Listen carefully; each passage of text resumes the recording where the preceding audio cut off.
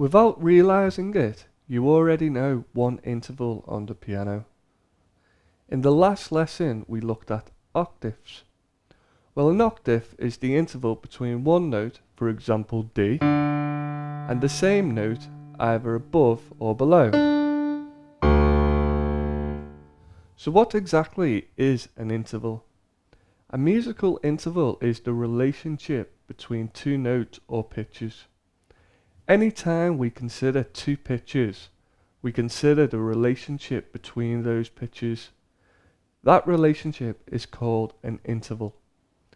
While there are many intervals in music, we are concerned here with the two smallest ones, the half step and the next smallest interval, the whole step. With these two intervals, we can build scales, chords, modulate, transpose music, and much more.